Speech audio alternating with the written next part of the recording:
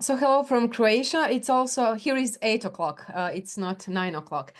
Today I'm going to talk about multiliteracy and language power dynamics in a Croatian primary school. It's basically a case study from one of the schools in a multilingual area.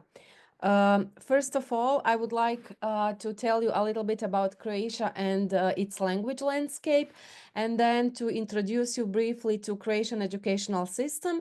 And then we are going to proceed with the theoretical framework and analysis of our case study. So the official language in Croatia is the Croatian language, and it is similar as in the previous example that we just heard. Croatia is perceived as a monolingual country, while over 95% of its inhabitants are speakers of the majority language. So the Croatian language is a South Slavic language, which is intelligible with other South Slavic languages to different degrees. However, it's a language with three major dialects, Shtokavian dialect being the basis of Croatian standard language, and two other dialects that are a little bit further from the standard. These are Kajkavian and Čakavian. Majority of the speakers of the Croatian language are vertical bilinguals, or what is also called bidialectal speakers, speaking their vernacular or a dialect and standard Croatian. As I said, over 95% of Croatian inhabitants are speakers of the majority language. However, the 4% are speakers of other languages as their mother tongue. In the census and also in the constitution, there are 23 languages listed as the mother tongues. And Croatia is one of the countries that ratified and signed the European Charter for Regional and Minority Languages. And this charter applies to Czech, German, Hungarian, Bayashi Romanian, Istro-Romanian, Italian, Ruthenian, Serbian, Slovakian, Slovenian, and Ukrainian language. So in order to know a little bit more about the role of the languages in education, I would like just to say what are the main types of the schools according to the language of instruction. So Croatian is the language of instruction in the majority of Croatian schools. And Croatian as the language of instruction is the language or the linguistic environment for the speakers of Croatian as L1 and also for the speakers of Croatian as L2, for example, for the immigrants and some members of some minorities. However, there is also education in minority languages that is organized by one of the three different models. The first model is so-called Model A. In that model, the majority of the school subjects are being taught in the first language, and Croatian language is just one of the subjects.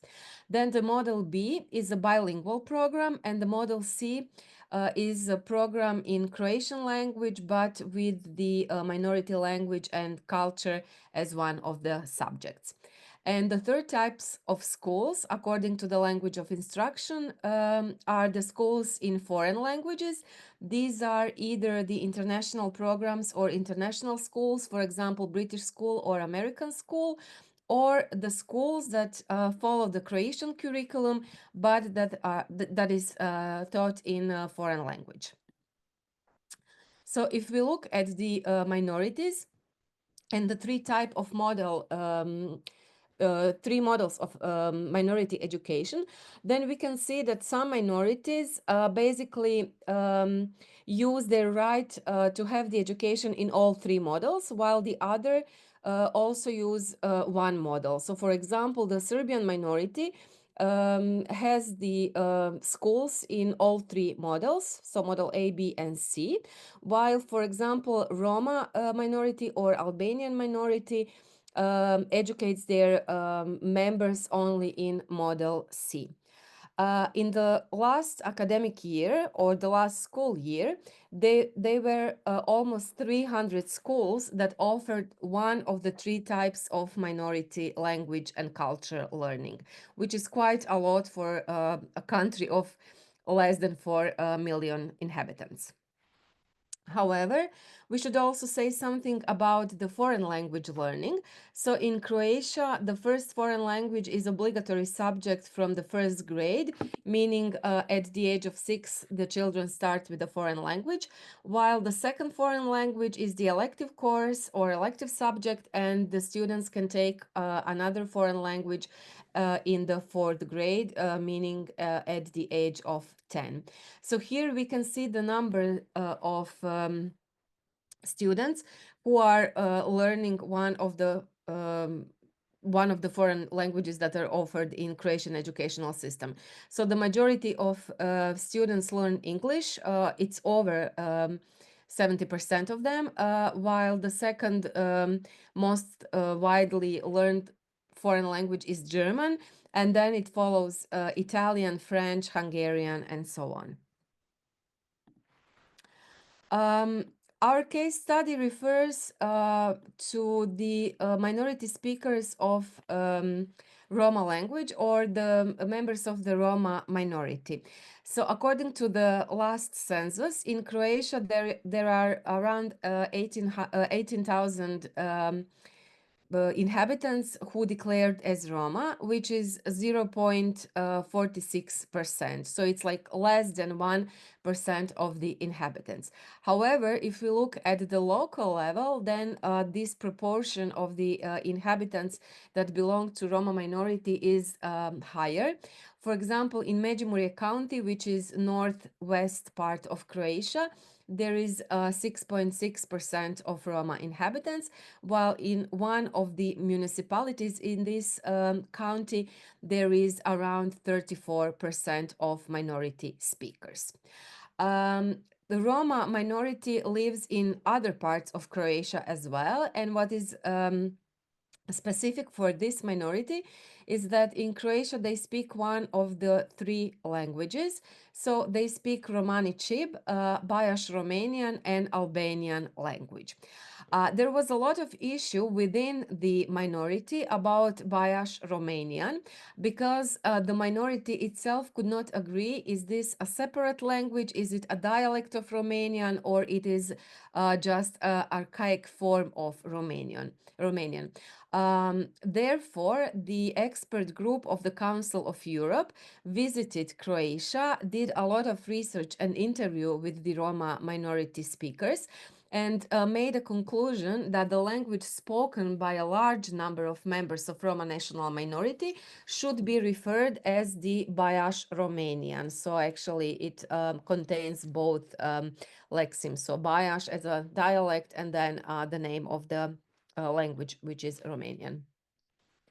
As I said already, the education of Roma national minority is mostly in Croatian as or exclusively, sorry, in Croatian as majority language. However, some students from the minority group do not speak Croatian at the moment they enter the educational system, and that is really the linguistic disadvantage for them, which prevents them to achieve curriculum outcomes. There are mandatory preschool programs for Roma children. However, they are not attended by all children.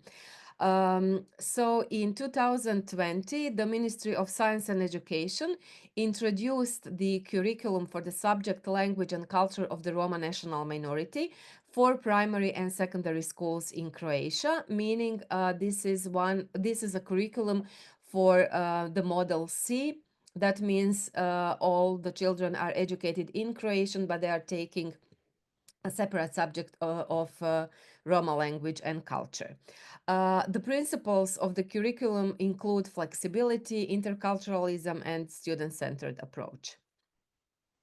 This curriculum has been implemented since 2023, 22-23 in Međimurje County in two schools. These are Orehovica Primary School and Kuršanec Primary School.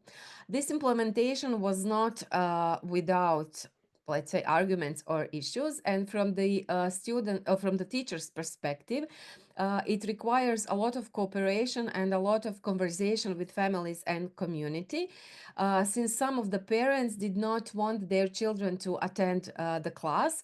They believe that their children must learn the Croatian language to be better integrated into the majority, or into the Croatian society, and that they don't need to learn the Bayash language and culture.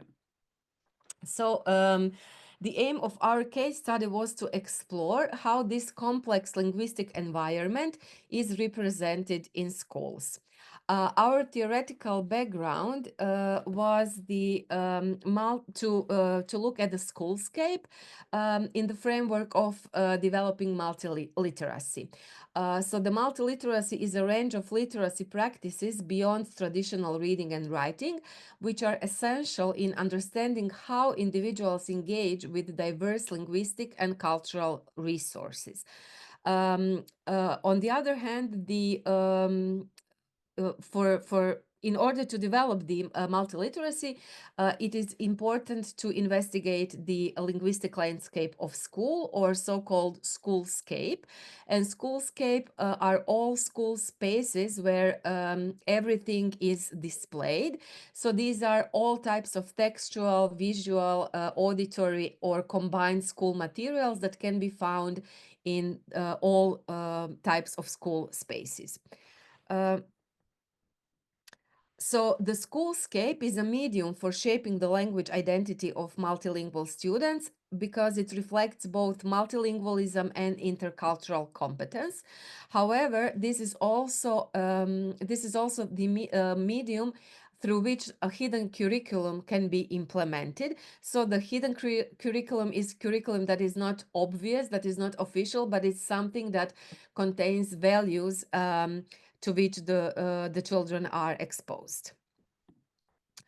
What we try to do is to investigate how are different languages present and represented in school documents and schoolscapes. And for that reason, we investigated 4 schools in Međimurje County, which is a dialectal region with a lot of students who speak Bayash Romanian as their first language.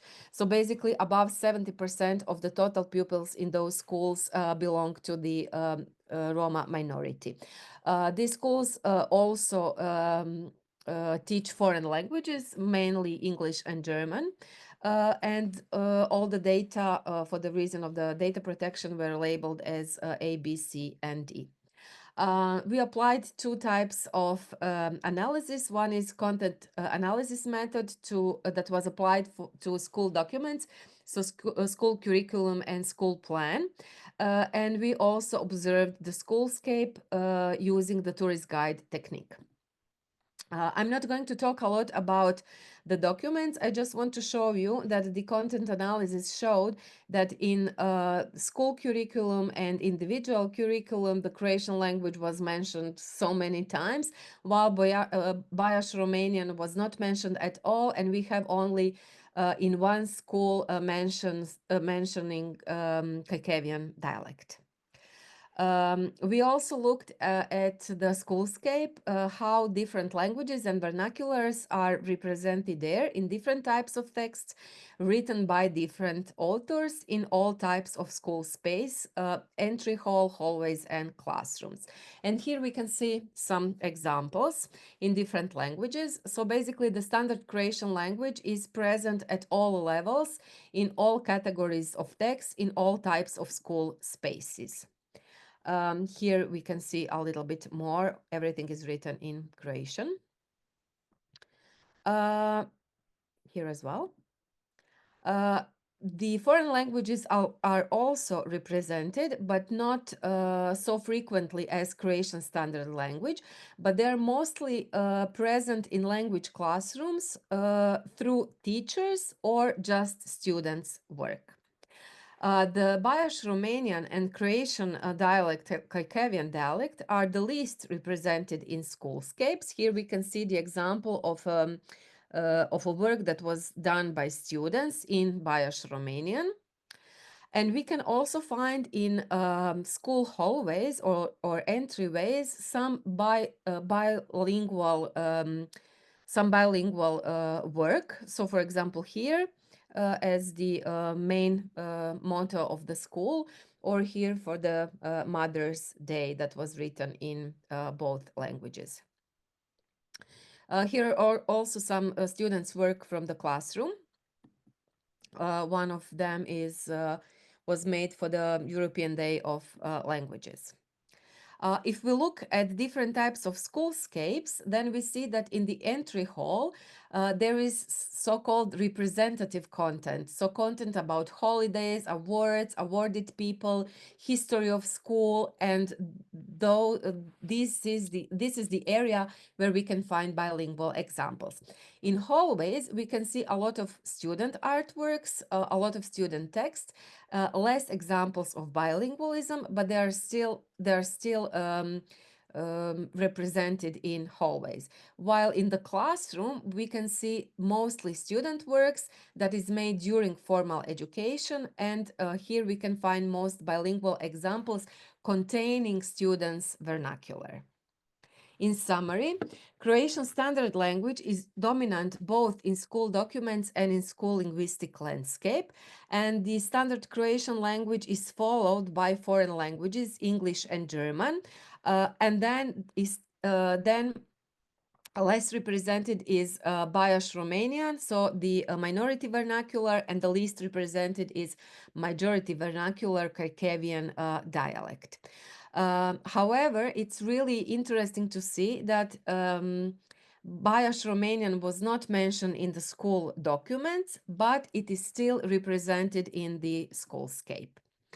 And to conclude, the higher representation of the standard language and foreign languages basically show us that the biggest representation or the goes to the languages of a higher prestige. So the languages of higher prestige or language varieties of higher prestige are the most visible in the schoolscapes, while there is a lower representation of Bayash Romanian and Kharkivian vernacular, even though these two are the vernaculars of the majority of the students. But these are the languages of lower prestige and they are not so visible in the school, at least not in these open areas and areas that are open to the wider audience and not just for the students. So this results refers that the schools really have this hidden curriculum, but what we should continue to research is how this fact of different languages being or not being visible in the school impact students' multilingualism, their literacy and language attitude. So this is to be answered in the future. Thank you very much.